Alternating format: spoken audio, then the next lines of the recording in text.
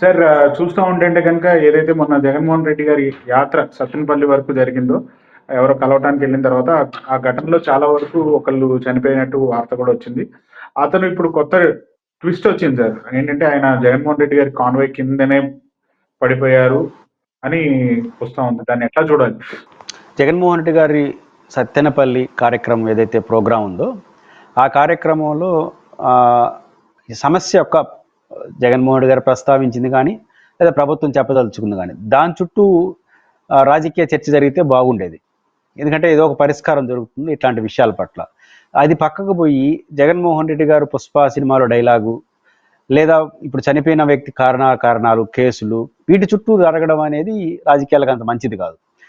ఒక ప్రతిపక్ష నాయకుడిగా మాజీ ముఖ్యమంత్రిగా ఒక ఘటనను ప్రస్తావించినప్పుడు వారు చెప్పింది కరెక్టా కాదా, కరెక్ట్ అయితే ప్రభుత్వం ఏం చెప్పింది, తప్పు అయితే జగన్మోహన్ గారిది ఏం తప్పు, ఇట్లా మాట్లాడుకొని చర్చ జరగాల్సిన సమయం ఇది. అందుకు ఉల్టాగా జరుగుతుంది. అసలు విషయం తప్ప అన్నీ మాట్లాడుతున్నారు. మిగతా విషయాలు పక్కన పెడితే ఒక విషాదమైనటువంటి ఘటన, ఒక వ్యక్తి చనిపోవడానికి సంబంధించిన అంశంలో అధికార పార్టీ ఏముంటుంది, ఒక వీడియో ఒకటి బయటకు వచ్చింది. ఆ వీడియోలో జగన్మోహన్ రెడ్డి గారు ప్రయాణిస్తున్న కారే తొక్కేసడం వల్ల పైకి వెళ్ళిపోవడం వల్ల చనిపోయాడు, దీనికి కారణం జగన్మోహన్ రెడ్డి అన్నట్టు ఒక రకంగా అక్కడ డ్రైవరు, అక్కడ ఉన్నట్టు పిఏ, విడుదల రజనీ గారు అందరిపైన కేసు బుక్ చేశారు. జగన్ గారిని A2 ఏదో చేర్చినట్టున్నారు. ఇటువైపు రెండో వైపు ఏంటంటే ఇది పేక్, ఇది కరెక్ట్ కాదని వైఎస్ఆర్ కాంగ్రెస్ పార్టీ అంటుంది. అది పేక నిజమా, తప్పెవరిది ఒప్పెవరిది పోలీస్ విచారణలో తేలుతుంది.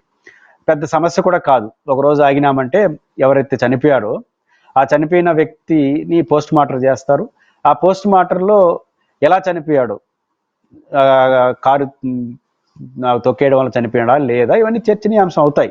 ఖచ్చితంగా వారు ఇచ్చే రిపోర్ట్ అనేది ఫైనల్ అవుతుంది కాబట్టి అప్పుడు మంచి అడ్డులు తేలుతాయి ఎవరు జరిగింది ఏంటని.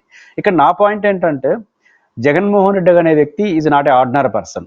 జగన్మోహన్ రెడ్డి అనే వ్యక్తి ఈ రాష్ట్రానికి మాజీ ముఖ్యమంత్రి. 2 Z+ కేటగిరీ కొనసాగిస్తున్నామని ప్రభుత్వం కూడా హైకోర్టులో అప్డేట్లో చెప్పింది.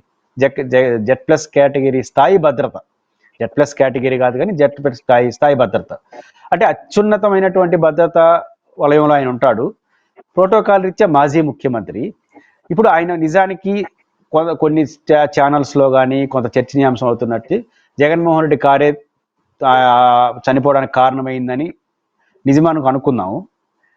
ఇప్పుడు ఎవరిని దీంట్లో ముద్దాయిలుగా చేరద్దాం? ఖచ్చితంగా అడ్మినిస్ట్రేషన్ వైఫల్యం, స్పష్టంగా పోలీస్ వైఫల్యం కనిపిస్తుంది కదా. నిజంగా జరిగిందో లేదో తెలియదు. పోలీస్ విచారణ, మన డాక్టర్లు ఇచ్చేటువంటి మెడికల్ రిపోర్ట్లో వాస్తవాలు తెలుస్తాయి. పక్కన పెడదాం. అట్లాంటి ఘటన జరిగిందంటే ఎంత ల్యాప్స్ కనిపిస్తూ ఉంది.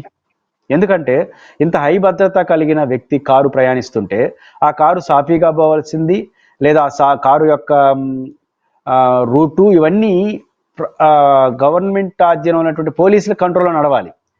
ఒకవేళ ఆ కారు సాఫీగా నడవలేని పరిస్థితి వస్తే ఆపేసే అధికారం వాళ్ళకు ఉంది. అవసరమైతే ఇంటికాడనే జగన్మోహన్ రెడ్డి గారిని ఇక్కడ భద్రతా రీత్యా సరిగ్గా లేదు వాతావరణం, ఇక్కడ మీరు రావడానికి వీల్లేదని చెప్తే పోవడానికి వీల్లేదు. అవసరమైతే జగన్మోహన్ రెడ్డి గారు హౌస్ అరెస్ట్ కూడా వచ్చేయచ్చు. ఇన్ని అధికారాలు పోలీసులకు ఉంటాయి. ఒకవేళ ర్యాలీలో పోతా ఉంటే ముందు కాన్వాయ్ ఉంటుంది కదా, మాజీ ముఖ్యమంత్రిగా ప్రోటోకాల్ ప్రకారం కావచ్చు, సెక్యూరిటీ యాంగిల్ ముందు ఒక కాన్వాయ్ ఉంటుంది, వ్యాన్ వెళ్తూ ఉంటుంది, అంత లైన్ క్లియర్ చేయాలి కదా. ఇప్పుడు ఆ కారు కింద పడిపోయినాడు అనేది నిజమైతే ఒకవేళ ఆ పడిపోయిన వ్యక్తికి అసలు జగన్ మీద పడితే, జగన్ మీదకి వస్తే, కారు మీదకి వస్తే అంటే భద్రత చాలా తీవ్రమైన వైఫల్యాలు కనిపిస్తున్నాయి. ఎవరు తప్పో ఎవరు ఒప్పో కానీ కనిపిస్తున్నాయి. కాబట్టి ఈ భద్రతా వైఫల్యాలు ప్రమాదానికి దారితీసే అవకాశం ఉంది. కాబట్టి దురదృష్టకరం, ఒక వ్యక్తి చనిపోయినాడు.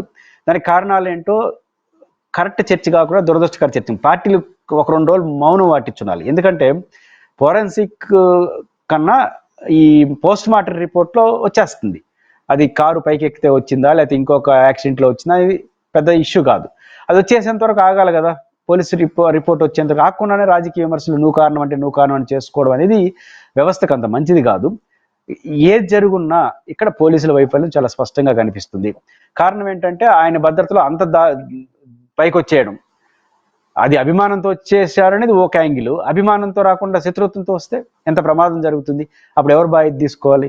కాబట్టి ఈ మొత్తంలో పోలీసుల వైఫల్యం, అడ్మినిస్ట్రేషన్ వైఫల్యం స్పష్టంగా కనిపిస్తుంది. అవన్నీ కూడా రేపు కోర్టులో జగన్మోహన్ రెడ్డి పిటిషన్లో ఆధారాలు మారుతుంది, ప్రభుత్వం నిర్లక్ష్యంగా వ్యవహరిస్తుంది అనేసి. కాబట్టి ఇప్పటికైనా ప్రభుత్వం, పార్టీలు మంచి చెడ్డ అనేది రిపోర్ట్ వచ్చేంత వరకు ఆగి దీనికి ఎవరు కారణం అని కాదు, ఇట్లాంటి పరిస్థితులు ఎందుకు వస్తున్నాయి, ఎక్కడ వైఫల్యం ఉందా అనేది చర్చించాలి, డెసిషన్ తీసుకోవాలి, బాధ్యులపైన చర్య తీసుకోవాలి. 2 ఒకవేళ అదుపు తప్పే పరిస్థితి ఉందని భావిస్తే ఆ వీవీఐపీని రావద్దని చెప్పొచ్చు, వచ్చినా అరెస్ట్ చేయొచ్చు. అంటే ఇట్లాంటి స్టెప్స్ తీసుకోవడం ద్వారా ఇట్లాంటి వివాదాలకు తావు లేకుండా నడుపుకుంటే దురదృష్టం, ఎవరి కారణాలు ఇస్తే చనిపోయినా ఒక ప్రాణం పోయింది, వారికి న్యాయం జరగాల్సిన అవసరం ఉంది. ఖచ్చితంగా ఇది మంచి పరిణామం కాదు. పార్టీల మధ్య గొడవలు ఒక చనిపోయిన దాన్ని కూడా విపరీత అర్థాలు తీసుకొచ్చి వేరే వేరే కాంట్రడిక్షన్ చేయడం అనేది అంత మంచిది కాదు. వాస్తవాలు బయటికి తీయండి. నిర్లక్ష్యం ఎవరి వైపు జరుగుతుంటే వాళ్ళపైన చర్య తీసుకోండి. ఈ మొత్తం వైహాల్లో భద్రతా వైఫల్యానికి బాధ్యులు కూడా దీన్ని పనిష్ చేయాల్సి ఉంది. ఆ వైపుగా చర్చ జరగాల్సిన అవసరం అయితే ఉందనిపిస్తుంది.